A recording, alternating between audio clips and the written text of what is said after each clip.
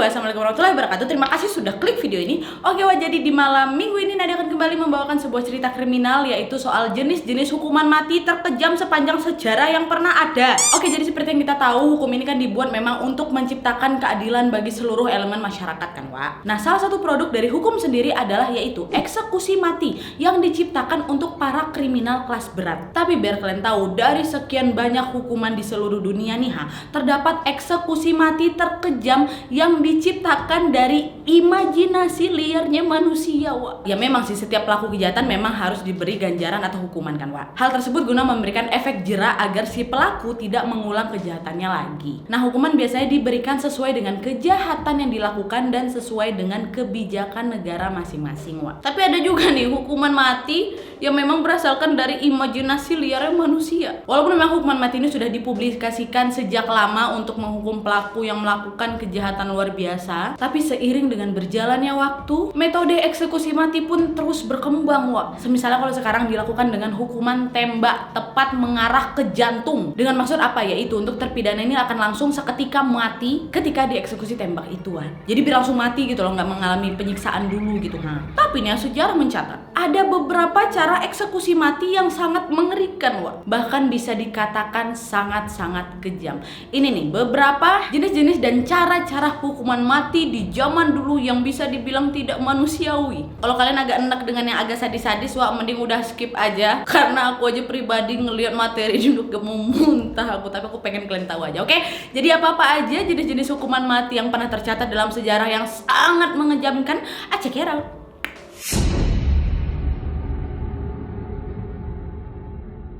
Yang pertama, roda maut. Jadi memang hukuman roda maut ini umumnya diterapkan pada abad pertengahan hingga abad ke-19 di Eropa, Wak. Caranya adalah terpidana mati ini akan diikat di atas roda yang diputar pelan-pelan nih. Kemudian algojo akan memukul tubuhnya berkali-kali hingga menghancurkan tulang-tulang si terpidana ini. Dan mirisnya, Wak, ya, cara ini membuat terpidana tuh nggak akan mati seketika, nggak. Dan biasanya terpidana baru akan meninggal setelah berhari-hari justru akibat dehidrasi maupun akibat luka pukulan, Wak. Tapi nih biar kalian tahu, dalam kasus tertentu algojo yang mengeksekusi itu biasanya diminta untuk memberikan pertolongan, yakni dengan cara memukul si terpidana sampai mati, Wak. Jadi nggak usah disiksa lagi. Itulah pertolongannya. Maksudnya apa? Untuk memang bisa mengurangi penderitaan terpidana sehingga bisa langsung tewas. Nah, menurut Pusat Informasi Hukuman Mati nih, Wak, ada nih pusat informasinya, Death Penalty Information Center. Amerika juga memberlakukan hukuman ini pada abad ke-18. Dan biasanya cara-cara ini dilakukan untuk menghukum para budak yang memberontak, Wah. Itu yang pertama. Ini biar kalian tahu ada berapa yang mau sebutkan. 12. Udah mulai enak kalian. Jangan, tahan dulu, masih ada yang bikin kalian mau muntah nih. Kita lanjutin. Yang kedua, dikuliti. Tuh, kalian denger namanya udah enak kan? Gini, Wak. Hal ini terapkan di Tiongkok, di mana Tiongkok ini juga memang terkenal memiliki cara menghukum orang yang paling sadis di dunia. Nah, hukuman dikuliti ini disebut lynchi atau disebut kematian dengan pemotongan perlahan atau dikuliti perlahan, Wak. Di mana tersangka ini dieksekusi dengan cara dipotong satu persatu organ tubuhnya agar tersangka kejahatan itu akan mati dalam penderitaan, Wak. Dan setelah itu baru tuh pemotongan bagian vital, yaitu di tenggorokan atau di jantungnya, Wak. Nah, biasanya nih lynchi ini berlangsung selama 3 hari. Dan sadisnya lagi nih, Wak, jika dalam beberapa jam tersangka sudah mati, baru beberapa jam aja nih, maka eksekutor yang menjadi algojo hukuman juga akan dihukum mati, Wak. Kalian bayangin tuh. Jadi memang nggak diizinkan itu si terpidana mati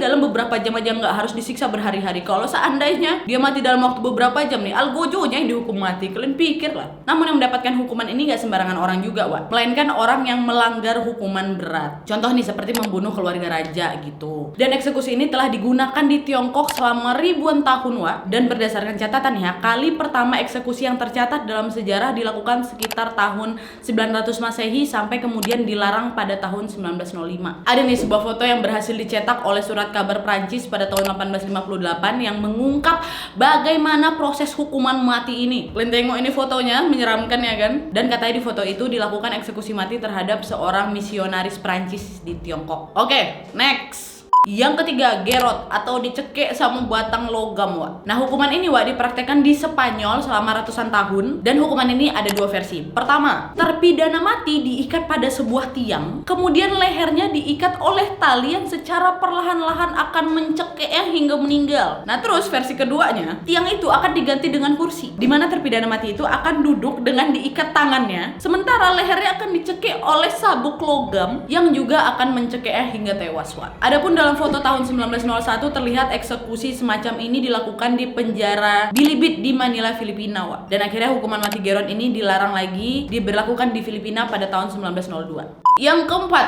direbus. Kalian pikir direbus? Jadi memang ini merupakan cara eksekusi mati yang paling jarang dilakukan memang, Wak. Tapi walaupun kayak gitu memang sempat tercatat dalam sejarah, di mana ini umum dilakukan di seluruh Eropa dan Asia hingga abad ke-17. Ya, nih, caranya nih. Terpidana mati itu akan langsung ditenggelamkan pada minyak atau air mendidih, atau mereka juga akan ditempatkan di kuali penuh cairan dingin hingga mencapai titik didihnya, Wak. Dan di Eropa hukuman ini dipraktekkan pada abad pertengahan untuk menghukum para peracun dan pemalsu. Adapun pada abad ke-16, Wak, di Jepang juga dilaksanakan eksekusi ini terhadap seorang penjahat bernama Ishikawa Jumon yang dijatuhi hukuman direbus ini sampai mati bersama anaknya. Dan by the way juga pada saat itu dia ini dihukum setelah gagal membunuh panglima perang Toyotomi Hideyoshi di sana. Kelima, ini kalau misalnya di Uzbekistan, Wak, ada juga hukuman yang direbus hidup-hidup ini, di mana hukuman mati ini terjadi di sekitar era pertengahan lah gitu. Walaupun memang pada saat itu, Wak, masyarakat di beberapa negara sering juga nih merebus hidup-hidup orang yang bersalah. Dan kejahatan yang dilakukan pun bermacam-macam, mulai dari pembunuhan, pemerkosaan, hingga pemalsuan uang. Merebus manusia dengan cara direbus ini, Wak, memang sangat-sangat menyiksa pasti kan. Karena kalian bisa bayangin gak nih ya, kematian itu nggak akan datang secara instan, melainkan perlahan-lahan. Dan hal pertama yang dirasakan adalah pastinya apa? Shock, ya kan? Kemudian diikuti dengan terbakarnya kulit lapis demi lapis hingga hancurnya jaringan lemak, Wak. Dan cairan yang digunakan untuk eksekusi pun bermacam-macam, mulai dari air biasa, larutan lilin, wine, sampai timah cair, kalian pikir. Dan ya, metode ini baru saja berakhir di Uzbekistan pada tahun 2000 lalu. Berikutnya, digergaji, Wak. Ini, Wak, ya, cara eksekusi ini memang kurang umum digunakan, tapi memang pernah dipraktekkan di Eropa, Roma kuno, Tiongkok, dan bagian Timur Tengah di abad ke-16, Wak. Dimana menurut catatan sejarah nih ya, penyiksaan George R. Scott, hukuman ini telah dipraktekkan oleh Kaisar Romawi Caligula, dimana terpidana mati ini akan diikat dengan cara terbalik, kemudian akan digergaji mulai dari selangkangan sampai ke tubuhnya, Wak. Dan hukuman ini digambarkan dengan jelas oleh seorang seniman bernama Lucas Cranach pada abad ke-16. Kalian tengok lah. Terus yang ketujuh, drag. Drag ini adalah hukuman yang digunakan di negara Eropa selama berabad-abad, dan itulah kenapa cara dan alat yang dipakai pun beragam, Wak. Namun pada dasarnya nih, drag adalah hukuman yang bertujuan untuk membuat persendian ini terdislokasi. Maaf. Nah, orang yang mendapatkan hukuman ini, Wak, akan diikat terlentang ke kayu hingga badan itu bisa membentuk huruf X tuh. Dan kemudian persendian mereka tuh akan ditarik dan di stretch hingga si korban ini udah nggak mampu lagi berteriak, Wak. Dan cara lainnya ada juga dengan cara menggunakan kuda sebagai alatnya, dimana nanti tubuh orang tersebut akan ditidurkan telentang di atas punggung kuda, dan tangan serta kakinya itu kemudian ditarik ke bawah hingga semua sendi-sendinya lepas, Wak. Kalian pikir lah. Aduh. Yang ke-8, digantung, ditikam, dan dicincang. Kayak mau bikin sop. Oke, ini pernah terjadi, Wah. Hukuman sadis ini dipraktekkan di Inggris dari tahun 1351 sampai abad ke-19, dan biasanya diberikan kepada para pelaku pengkhianatan tingkat tinggi. Pasti caranya sadis sekali, Wah. Nih ya, terpidana itu awalnya akan diseret menggunakan kuda ke tempat eksekusi, dan kemudian dia ini digantung, Wah, kaki di atas, kepala di bawah sampai sekarat, tapi dibiarkan masih hidup. Kemudian baru tuh terpidana akan menerima siksaan lainnya, yakni dicincang tubuhnya secara perlahan. Hingga ia akhirnya dimutilasi menjadi 4 bagian, Wak. Dan salah satu yang tercatat dalam sejarah yakni hukuman mati kepada Guy Fawkes pada tahun 1606, di mana dia ini dituduh terlibat dalam usaha pembunuhan Raja James I yang berasal dari Inggris dan Raja James VI yang berasal dari Skotlandia, Wak. Tapi nih, Wak, ya, nasibnya agak sedikit lebih beruntung karena nih ya, pada saat dia ini mau dieksekusi, dia ini berhasil melompat tapi agak kepleset dikit yang membuat dia ini mematahkan lehernya sampai akhirnya dia itu tewas seketika. Ya kan, setidaknya ia ini terlepas lah kan dari siksa penyiksaan perlahan yang sangat menyakitkan kayak tadi. Tapi akan tetapi nih ya, walaupun seperti itu, jasadnya ini tetap dimutilasi dan bagian tubuhnya ini tetap diperlihatkan kepada publik. Wah, mungkin dalam pikiran dia, ya udahlah nggak apa-apa dibanding aku harus disayat-sayat perlahan, kan mending aku mati duluan, kata dia. Ya Allah, sedih. Yang berikutnya digantung. Biasa nak enggak, wah ini nggak biasa nih. Ini bukan jenis hukuman gantung yang biasa, karena terpidana ini akan digantung dengan diikat tali logam di seluruh tubuhnya, wah. Dimana dia ini akan dibiarkan sampai mati kehausan, wah. Dan kisah yang pernah tercatat dalam sejarah yang menggunakan eksekusi mati ini pernah dialami oleh Kapten William Kidd yang dieksekusi karena kejahatan pembajakan pada tahun 1701. Dimana Kidd ini harus digantung 2 kali karena yang pertama kali gantungannya putus dan tubuhnya ini digantung di atas sungai Thames. Dan kemudian hukuman ini pun dilarang di Inggris sejak tahun 1834. Yang ke-10, dibakar di dalam patung banteng. Kalian pasti pernah tahu kan ini? Mungkin ada pernah nonton film apa ya? Kalau nggak salah, aduh aku lupa deh filmnya. Film laga gitulah. Dimana hukuman ini memang umum dipraktekkan pada zaman Yunani kuno di bawah Tyrone Peleris, pemimpin di sana. Dimana mereka ini akan membuat patung banteng dari perunggu yang memiliki ruangan di dalamnya. Dan nanti nih terpidana mati ini akan ditempatkan di dalam patung banteng itu. Kemudian di bagian bawah patung itu akan dipanaskan hingga memanggang terpidana yang ada di dalam perutnya si banteng tadi. Nah nanti nih asap dari terpidana yang terbakar itu akan keluar melalui hidung boneka banteng tadi, boneka patung. Dan mereka ini akan juga merancang mulut banteng yang akan menyulap teriakan terpidana menjadi seperti raungan banteng, wah. Dan pastinya orang yang dihukum akan menjerit-jerit kesakitan lah ya kan. Makanya itulah yang membuat seakan-akan suara dari terpidana mati itu adalah suara si banteng yang memang masih hidup dan dia ini lagi ngeraung gitu. Dan biar kalian tahu, bagian itulah yang sangat disenangi oleh masyarakat Yunani kuno.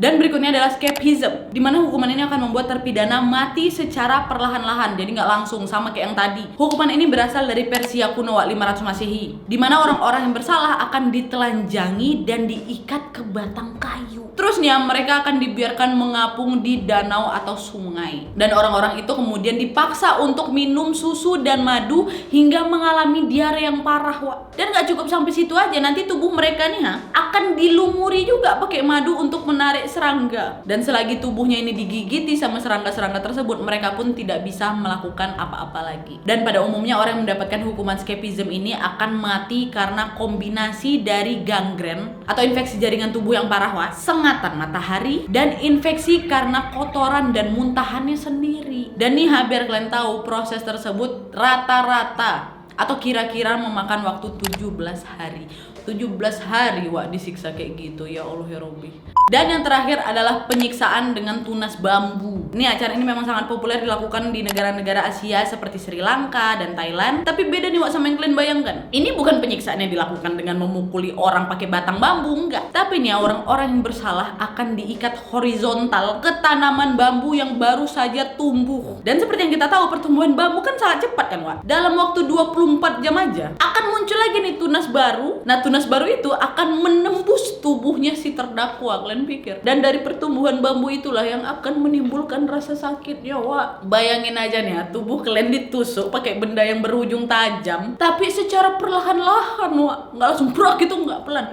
set gitu. Ya Allah, ngilu gua. Dan lama-kelamaan barulah itu orang yang dieksekusi mati akan infeksi parah, dehidrasi juga, rasa sakit yang luar biasa pasti, barulah itu secara perlahan-lahan mati, wak. Ya Allah, kok aku kasihan ya. Ini memang imajinasi liar kali sih. Oke wah, jadi itu tadi beberapa hukuman-hukuman atau jenis-jenis hukuman mati yang pernah tercatat di sejarah yang bisa dikatakan di luar nalar manusia dan jauh dari kata manusiawi. Tapi untungnya semua metode yang aku sebutkan tadi bisa dibilang tidak lagi digunakan di era modern ini, wah. Kalian gak bisa ngebayangin kan betapa menyakitkannya hukuman-hukuman itu, Sekarang kalau nggak salah rata-rata di seluruh belahan dunia hanya diterapkan 3 hukuman mati. Pertama hukuman gantung, tembak, dan listrik. Kalau nggak salah juga ada beberapa tempat yang masih suntik mati gitu, wah. Kalau nggak salah. Oke wah, jadi itu tadi beberapa jenis-jenis hukuman mati. Udah cukup bikin kalian enak, udah cukup bikin kalian muntah. Aku aja ya Allah, astagfirullahaladzim. Oke, gimana menurut kalian wak? Mana jenis-jenis hukuman mati yang aku sebutkan tadi yang menurut kalian paling sadis sekali? Atau mungkin semuanya sih paling sadis, tapi yang mana nih yang sangat-sangat sadis menurut kalian? Dan yang pasti masih ada juga beberapa jenis-jenis hukuman mati lainnya yang tidak aku sebutkan di sini. Kalian boleh tambahin di kolom komentar di bawah, wak, ya. Oke Wak, jadi sekian dulu videonya. Terima kasih yang sudah menonton. Kalau kalian suka video ini, klik like-nya. Jangan lupa komen di bawah untuk ide dan saran-saran untuk video selanjutnya. Jangan lupa nyalain notifikasinya supaya kalian tahu kalau aku upload video baru. And as always, jangan lupa untuk klik tombol subscribe supaya kalian sama-sama tahu informasi menarik dan menegangkan dari channel aku. See you next video, Wak. Bye. It's time to stop! Mantap.